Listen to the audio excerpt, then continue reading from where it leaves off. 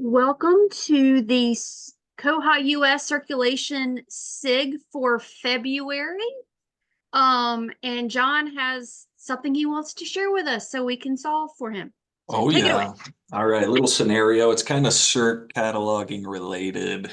I got a library who has a bunch of DVDs that are coded for a different region than the US. So I'm wondering, and the people requesting these items don't realize it till they get them. So I'm wondering if maybe I should make it like, local circ only, or maybe there's a way I could catalog it where it'll be obvious that it's not gonna work very easily. So The yeah, that's what best I'm messing with.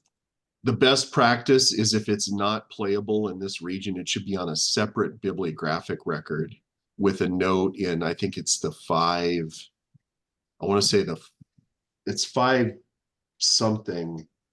Or There's a something. place to put a note for, yeah, I'm looking right now. We have the same issue where people have bought things that can't be played. Because it's like they're on their own records, but it's like items that weren't released here, but were released, in Europe or something.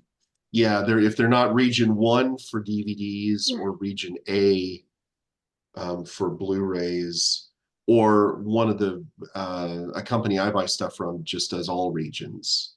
All of their stuff, it just says it'll play in all regions. Oh, that's pretty cool. So you missed that issue. Yeah, so that's not an issue. That doesn't become an issue at all. It's because they release these, Russian, fantasy films made in the 1950s in Russia, or Hungarian, 1970s Hungarian animation. So it's things that nobody buys. Crazy. But they release everything region free. So yeah, it was just like specific series and stuff. But yeah, my experience is usually the reason that libraries buy those things is because they've never been released on DVD or whatever in the United States. And exactly. Oftentimes it's a lot of the times that I've come across those in our libraries, it's because they're bootlegs, they're pirated material. And so the library shouldn't have them anyway. 538 is the systems details note where you can put in information about what region. I think that's it looks like it's 538. Cool. I'll mess with that and see if it does the trick. But that's the way I would tell our libraries to do it, is if you're going to buy those, put them on a separate record than the regular one, and make sure there's something in the 538 note that says this is which region it is. Cool. Definitely, that's a good start. I will mess with that and see what we get. This is an issue that we've had to address recently. I actually have a couple of them on my desk over here where people have, we had somebody that added Disney's Song of the South, which has never been released by Disney on DVD, but there was like a Laserdisc version in the 80s, and people out there in the bootleg world have got copies of the Laserdisc version, and they transferred it to DVD. And then so you can find these in different weird places where you can buy the DVD of Song of the South. And so then it comes in and it's clearly not, it's clearly bootlegged. And did you have them remove it? Like, are they? Yeah, actually, well, yeah, I let them know that, you shouldn't be circulating this. This is wrong. And we've actually, we're updating our policy manual to say that if you add advanced reading copies, pre-publication copies, review copies, or pirated materials, that I have the authority to just pull them out of the catalog and send it back to you with the note that says you can't add this. That's what I'm doing already. It's just I don't have the authority to do that. Officially, I don't have the authority to do that right now. But I will make it official. Yeah, but we're making it official. So nice. Well, sweet. Thanks, guys. That's really all I had. That was my scenario. If people still are ignoring the 538, because you do have to dig a little bit, just create a public note on the item record Okay, that's what I was thinking too. Do And then, both of those, yeah. if you have a lot of them, it may be worth having another item type for, DVD region, whatever. But Especially if a lot of people keep not noticing that. Yeah, it might be worth switching over to a different item type. yeah, we have VCDs and DVDs that are separate item types because I'm like, no one's gonna, and you have to have special players, and I'm like, Exactly, yeah. Because it's its own item type. Lauren, you have libraries all over the place, right? Like, Yeah. have you dealt with these outer region DVDs before? We have them, but because we're international, everyone knows to look. Makes sense. Like in America, no one realizes that there's more than one way a DVD could be published. Everywhere else in the world, they're like, yeah, it could be published several different ways. Because they own DVDs in just about every format and have players. They have the player that plays all the formats. So they already know to be checking that stuff. Mm-hmm. Nice. I have a question for everybody.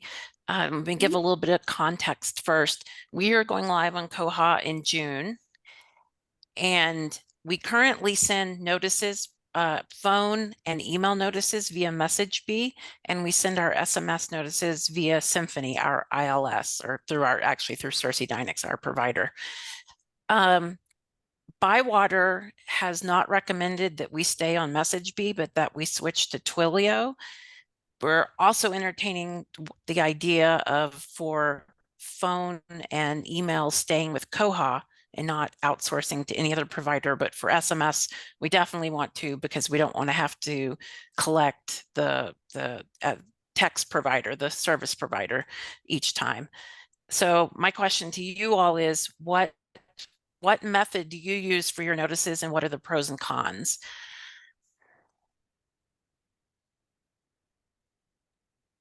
We use Shoutbomb, which is it just does SMS notices. It seems like once it gets set up, it seems like I haven't really had to mess with it since it was already set up. So once you get all the settings straight, it seems pretty straightforward. A couple times we've had to reach out to Bywater to do some sort of communication between the two, but yeah, not very often. What do you use for email or phone? I believe that phone, I don't know if we do very much, but email is just through Koha. And have you seen any issues with that? Not, it was like one of the updates kind of messed with it a little, but yeah, it's been pretty good, pretty reliable. So no issues with mail, certain email providers blocking your notices? That occasionally, yes, that does. Like a city email and stuff sometimes filters those out. So yeah, still working on some workarounds for that. But most like patrons are getting them. Okay. Anybody else? We're sending everything through Koha and having issues with emails and texts. We don't do any voice anymore. And we've been looking for an alternative because it's a pain point. And we recently did look at MessageBee, so I'm curious to know why Bywater was telling you that that might not be a good idea. So the bit that I know, so I've talked to Unique, and Unique says there's no big deal, and that they're, of course, they've been a great company to work with. I mean, I would love to stick with them. And I'm going to be talking, in fact, today I'm going to be talking to somebody who's on MessageBee that made the Koha transition and get their input. But Bywater said that people on MessageBee were always putting in lots of tickets with having issues. And I don't know anything more concrete than that at this point. That's part of what I was hoping somebody here might be able to give me more info on. But Barbara, when you said that you were looking to switch, is that because of emails getting blocked? Yes, we have it. Mostly, I think our issue, and Mary is on this call, and she's our CERC manager. She would know more, but mostly she and her staff are getting yelled at because patrons are not getting their hold pickup notices. That's the biggest issue. Yeah. And then the hold goes on to someone else, and they're like, you know, you never notified me. And of course, in Koha, all it says is sent, and we don't know what happens after that. So we did a demo with MessageBee and Patron Point, and MessageBee looked good to us as far as you could tell that a message, when it was sent, when it was opened, you know, all those different things, which would give the CERC staff some ability to say, well, you know, in fact, we did send it, you did receive it, and someone in your household did open this message. So, you know, but I'm interested, I'm glad to hear you saying something about MessageBee, because that's good to know. And whoever you're talking to, I'd love to know maybe what their real world experience is as well. Yeah, I can let you know what I learned. Is anybody else here on MessageBee? No. And I see Mike says, do we have the SPF, DKIM, and DMARC stanzas added? I've sent all that to our IT, and they swear to me it's all in place. And then I asked again, and they're like, didn't we do this? It's all in place. And, you know, what else can I do? Anybody have anything to say about Twilio? Pro, con? We tested Twilio a little bit. We're a consortia like you. And we've used Koha's internal stuff forever because it was free. And our patrons have gotten used to being able to reply back to text messages and get a response. And we found that with Twilio, we couldn't like maintain that service because we're using one number to send all the messages out. They would have to be funneled back into one person and then out to the libraries. And if we wanted each library to have their own number, that would work that way fine. But that's not cost effective for us. So we decided to kind of not move forward with Twilio at this point because we were losing some of that service aspect, but we may have to go back to it given that things are sort of falling apart with that email to SMS thing that Koha does. Anybody else have info?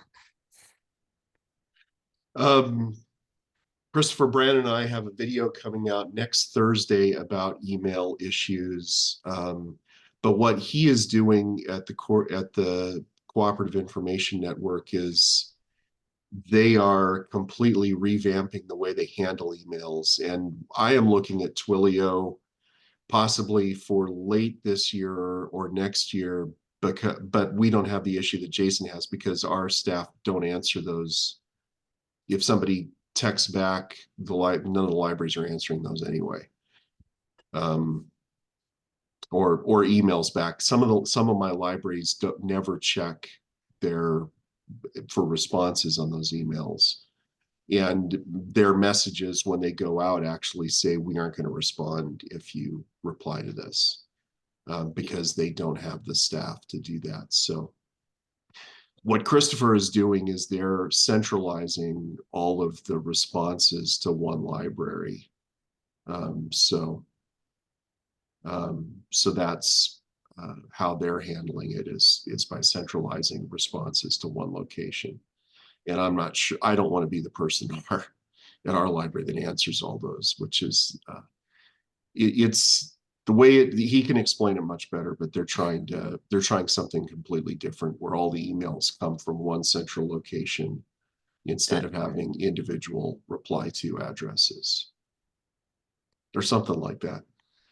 Ours come out from one central location, but with Bywater, not with Bywater, with Unique, we're able to have the reply tos customized for each library. So it goes out from one place, but they come back into many places. I guess the way that Christopher's doing it, you know, and it's something we discussed in the video, is that the reply to goes to the individual library, but the bounces go to one location. That's how Yeah, he's doing it. yeah, yeah, and that's how we have it. So it comes to me, and then I usually forward it on to whatever's the appropriate library to deal with the issue. Okay, that was, unless somebody else has something to add, that's the only question I had. I was gonna say, we use Koha for the emails. We Mhm. had an issue when we first migrated where emails weren't sending out from Koha. And I think it was a bug combined with Google's rate limiting with the email. So they would just like the info would get sent from Koha to Google, and Google just wouldn't move forward with it. We haven't had any issues since then. It's been about a year. Well, a little less than a year. But that was like a pretty big hurdle when we first migrated. I'm not sure if it was like just an us thing with the way our Google was set up or an overall bug, but it was a little bit of an issue at first, but since then it's been fine. Okay, thanks. I am thinking the number of things that get marked as spam by the receiving email providers will go down now that we have the hold fill digest option. Because Yeah. right now, for our libraries, you know, in the consortium, a patron can get like 20 things arrive on the courier at once. And up until this most recent update, that would mean 20 separate emails going out saying you have an item arrived, an item arrived, an item arrived. And now that'll be just one email saying you have 20 items that arrived. And I'm hoping that, you know, going from 20 emails all sent in like a 15-minute period to one, I'm hoping that will stop the number of times we get flagged as spam. When you're using Koha emails and you have a spam issue, is Bywater helpful in rectifying that? Or are you on your own?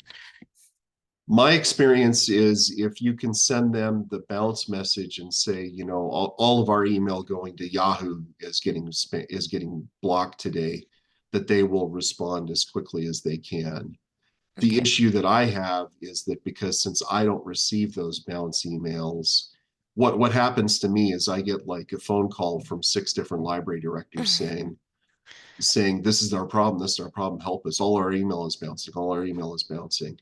And then I have to get back to each one of them and I said, can you send me one bounce message, forward it to me so I can pass it on to Bywater so that they can diagnose the problem. But that's usually my issue, is that the people that are communicating the problem back to me just say things are broken, and then I've Right. got to spend some time following up with them to get enough data to actually submit a ticket that is sufficient for good diagnosis. So Okay, thanks.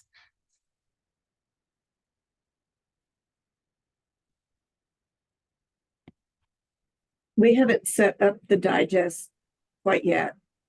And in some meeting, somebody mentioned that you could have like the timing of the digest emails different, or I don't know, it was something like we don't want to have patrons wait too long to get their messages, but then of course you want maybe several of their things to be digested.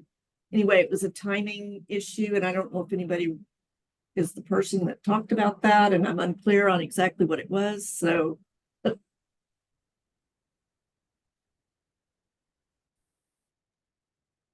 I remember that discussion also, and there was a way to set the cron job so that different messages go at different times, and I haven't pursued that with Bywater yet. I'm still trying to get my January statistics done. So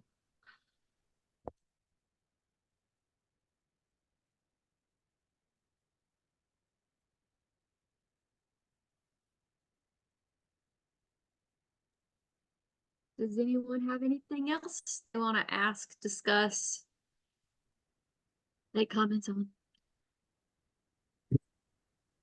So I actually just had one of our library circ people had emailed me of a weird potential bug, and I've actually experienced this myself.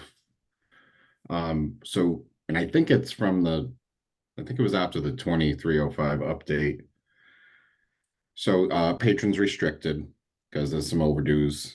We click the button that says temporarily override, and we're checking out. And then all of a sudden, it switches back to restricted, where you then have to click the button again. Has anyone experienced that? And I've had it happen to me, like the same patron, like, they have like a pile of 20 books, and I've had to click it like several times throughout that transaction. So it lets you check out like 2 or 3 and then switches back. And then it switches back. I really have no consistency whether like if there's like a particular i-type that's doing that, but I haven't opened up the ticket yet because I haven't had any like concrete proof. I just thought I was going crazy. It kept switching back, and then it's actually my supervisor at the library I also work at, who was like, I thought I was going crazy here. I had a similar issue, and it turned out below all the circulation rules for that library, there's a spot where you can put in numbers for how many checkouts, and I do not know how, but it had a number 5 in it, which was making that the default. It was overriding their circ rules. So you may want to make sure that there's no extra numbers. And I feel like I had to go on the local library page and on the master all rules page. But it was like at the very bottom of the page, which is why I kept missing it, because I wasn't scrolling down far enough. Yeah, it's the section about the patron type rules. I think so. Yeah, we don't do any limits by patron type like that. And there's only like 1 or 2 libraries that actually limit the number of checkouts per item type. And this library is definitely not one of them. But maybe just we didn't have them either out there to your libraries to see if this is happening to them, and maybe because if they're not reporting it to you, it's not a problem, and we've had that problem. Yeah, it sounds like it might be a setting with that the blocked patrons, something to do with that. Like it was one of those things like it's never happened before. We've had restricted patrons, and it's like, okay, I'm gonna override it because they did return their books in the well, so upgrade bug. Just throwing it out there.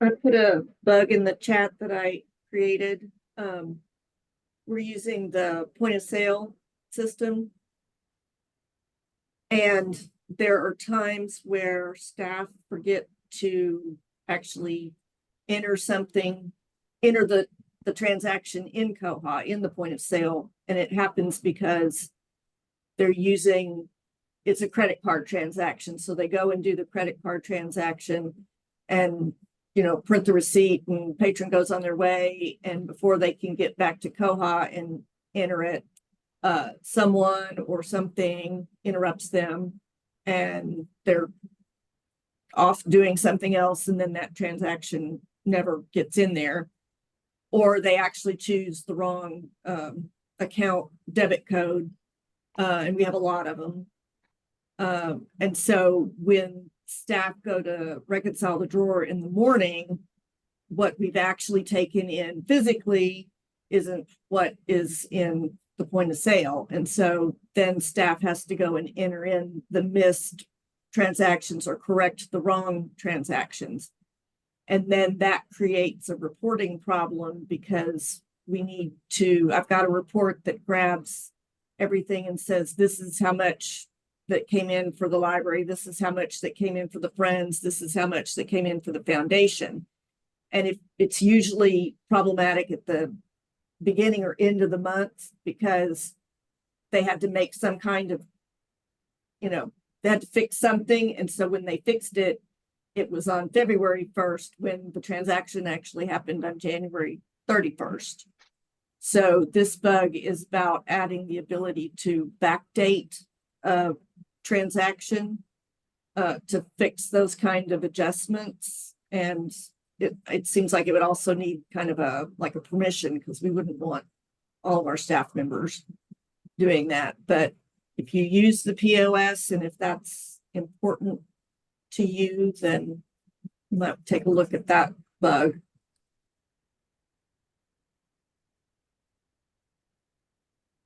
So one of my co-workers at the Prairie River Library in Idaho said that 99% of all of her problems could just be fixed by people paying attention and checking the screen and not making any mistakes.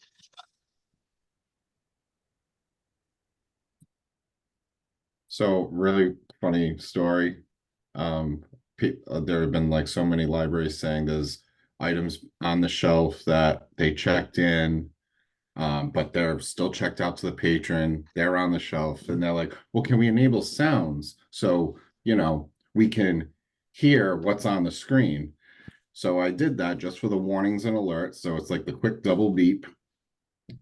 Now they're like, oh my God, our circ desk sounds like the ER and everything's beeping. And now they're complaining that it's beeping too much. Just look at the screen. When I was the circulation manager at Latah County Library in Moscow, Idaho, my boss, our library director, and I read an article on some list server about, it was an idea of turn off the beeper on your scanner so that the scanner doesn't make a noise when you scan a barcode. And that and they said this will force staff to have to look at the screen, because just because that thing beeps doesn't mean that the transaction that it's successfully checked an item in or checked an item out. It just means that the thing scanned a barcode.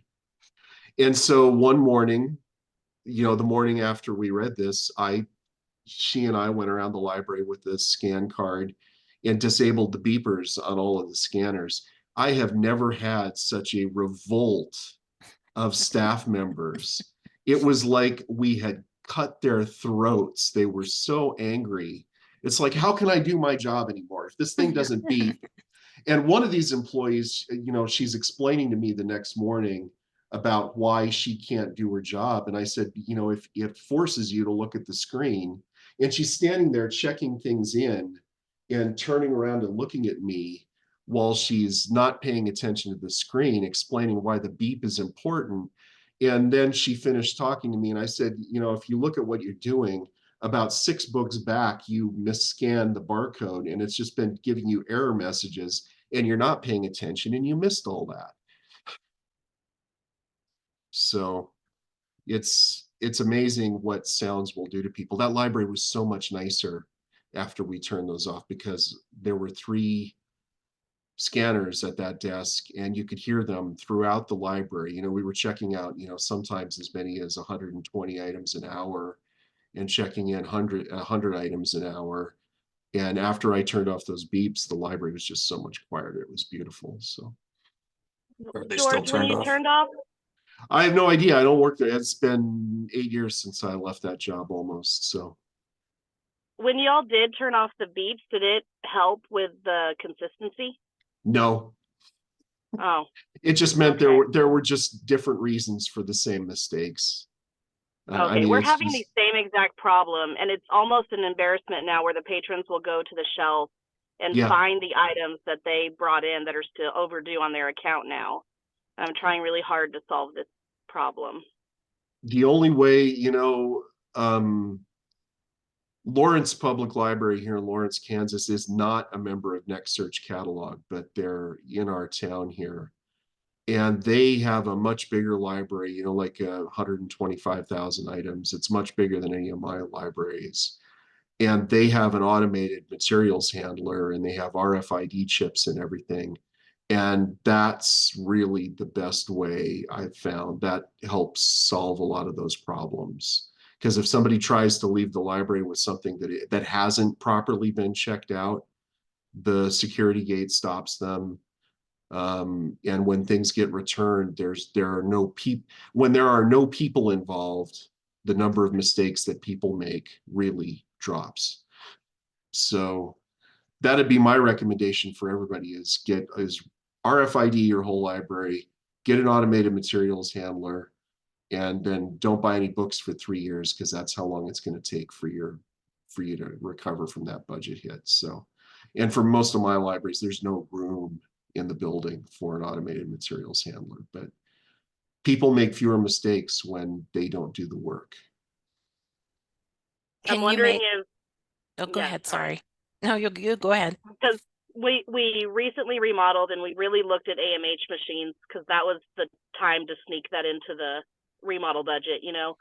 And we just said, we don't have the demand, but maybe it's not demand, maybe it's accuracy. We don't have the accuracy. And that's what we should have been looking at. But yes, they're so expensive. And because of the remodel, we have a beautiful space to put an AMH machine. I was just always saying we didn't have enough books moving through check-in, but maybe I was looking at the problem wrong. You know, one of the things I really like about Lawrence Public Library as a library user is that people don't check books in and people don't check books out. All of their circulation is handled by self-check machines. And it's that way at Topeka Public Library too. They do not have any circulation desk staff.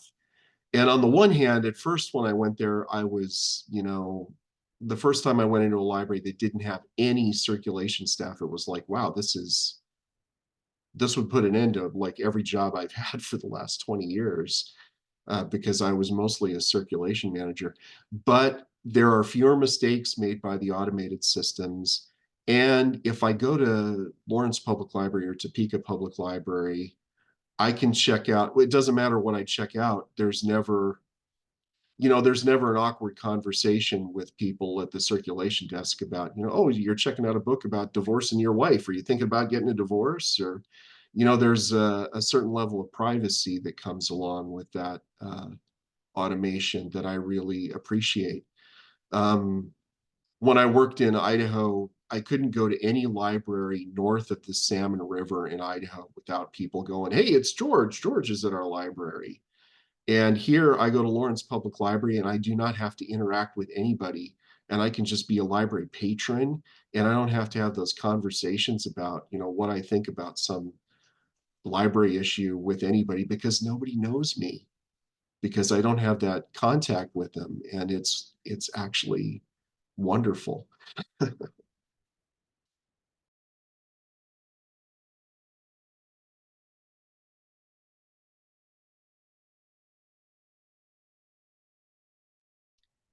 This is Christy from Monterey Public Library. I just want to make a comment on that because we implemented RFID during the pandemic. It was kind of a nice big project to do while we were closed for a while. But I will say, George, to comment on your like fully automated, we frequently have patrons that go to our self-checkouts that are missing books because it is RFID. You know, you don't hear that beep anymore like you're talking about. So they'll often miss books, and then we have to look on our screen like, okay, which book caused this? And sometimes that can take a while for us to figure it out when there are like 30 and 40 books the patrons have.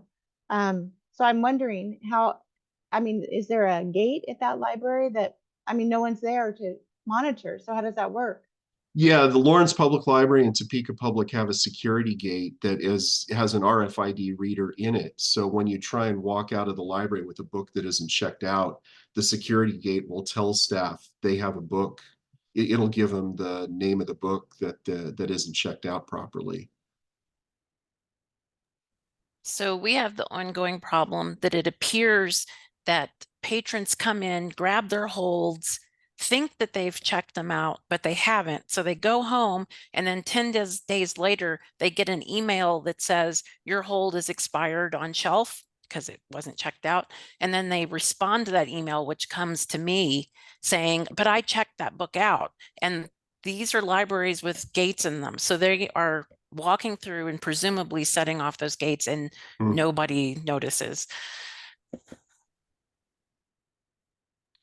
We use FE technology, and our gates come with an alarm viewer. So if staff will check, our gates are so freaking loud. But so once you go through, everyone notices. So staff will check it out and check the receipt if they printed one.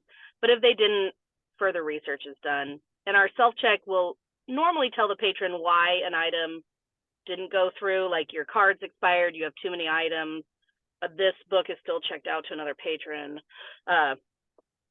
So the technology is our security for the most part on all those situations. Yeah, I don't think that the automation stuff is perfect, but at least you can't blame staff. One of our libraries that has RFID has the gate turned off because it was too much of a hassle. That's what I was thinking too. That's ours. Like, it's a visual deterrent, but Yeah. we don't want staff chasing down people, you know?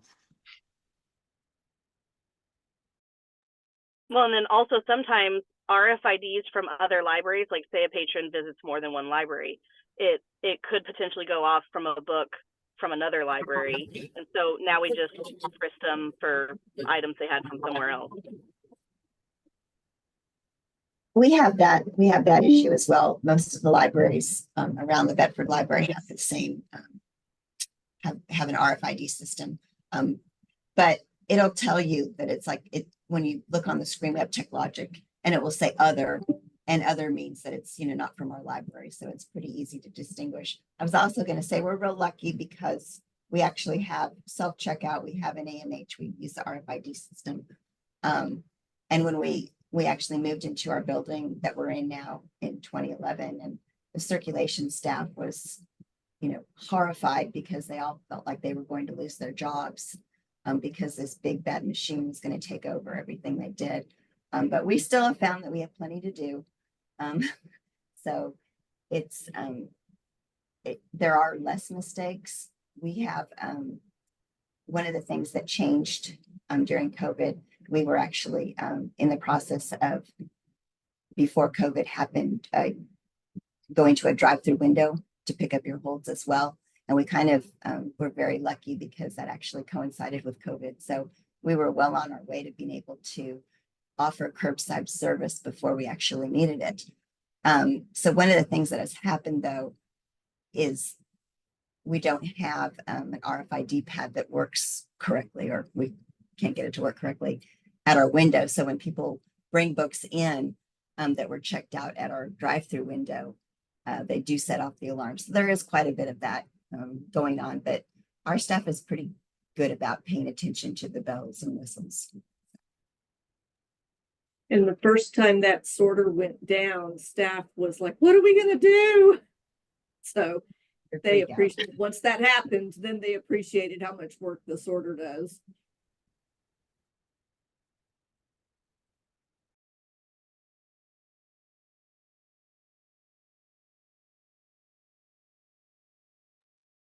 The one thing I found with the sorter, I don't check in books that often because I'm in acquisitions, but so using like the sort assistant for RFID, it's checking in the books, but if that book was lost / missing and it was returned by the patron, it will notify us if we check in Koha, and then we would go into that patron's account and then remove the charge for the item, and then just have the the late fee on there for that item.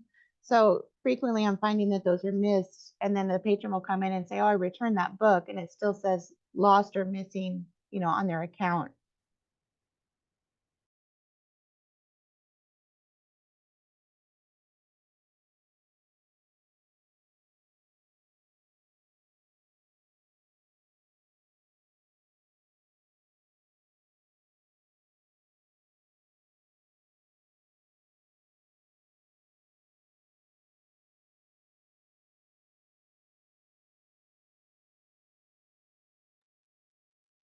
Anyone have any other things they want to discuss?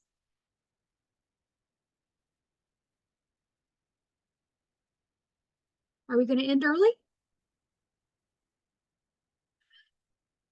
All right, well, I'm going to stop the recording.